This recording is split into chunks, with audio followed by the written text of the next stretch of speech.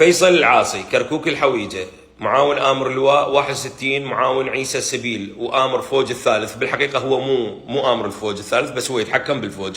الفوج اللي هو مال مصطفى أنور العاصي، بس المتحكم الرئيسي فيصل بالفوج. اسمع الكارثة يا عراقيين، اسمع. هذا الفوج بيه دواعش، طبعا باللواء كله بيه دواعش، بس راح نعددهم بالاسماء: الفضائيين والدواعش. احمد سالم فنين، هاي بالدرجه الاولى داعشي.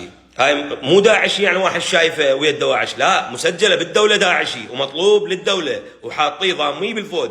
ركز وياي يا صديقي. رعد جراد عنده 5 من عائلته دواعش. عقيل عساف حاليا مسجون وقاعد يتوسط له فيصل، اللي خالوا بنقطة، هم كلهم بيناتهم فلوس، اهم شيء المصلحه مالتهم، يمولون نفسهم بالانتخابات بالنواب بكل شيء، يمولوه عن طريق الحشد الشعبي. هذا اللي امتص قوت الشعب العراقي. اسمع صديقي. سعد عيدان اخو داعشي، مروان الحمزاوي داعشي، ابو كريم معاون فيصل اخو قيادي بداعش وحاليا موجود بتركيا، اسمه ناصر ضاحي، واكو تواصل بيناتهم. اسمع الكارثه يا اخواني يا اصدقائي. طارق الرياشي اخو ايضا داعشي، رباح العزي قهوتشي بالمضيف داعشي. انا ما اعرف اكو قوات امنيه بس احنا نعرف هي ميليشيات مو قوات امنيه، وهذا الدليل، انا دا اسولف وياك بالدليل. هذا حاطيه قهوتشي بالمضيف.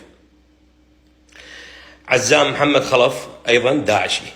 هاي وبعد اكو اسماء، انا دا انطي الفيديو راح يطول، ما اريد يتاخر، ما اريد يعبر الوقت ماله. الفضائيين: صبحي نور العاصي ابن عم فيصل، فاروق سامي نوري عم فيصل، حاتم العاصي هذا رجال شايب وحاطين له يعني حاطين اسمه وياخذون بيه راتب، ماكو يعني ما يشوفوه بالدوام اصلا ولا واصل. لقمان ضار العاصي رجال شايب ايضا، هم بس حاطين اسمه. برق رعد سعود، وضاح رعد سعود، عواد عنتر، حسن اسود، مقداد تركي حاكم، هذا خالد جهال يعني خال جهال فيصل اللي هو معاون امر اللواء. عبد الكريم صفوق العاصي ابن عم فيصل ايضا، ورعد حمودي.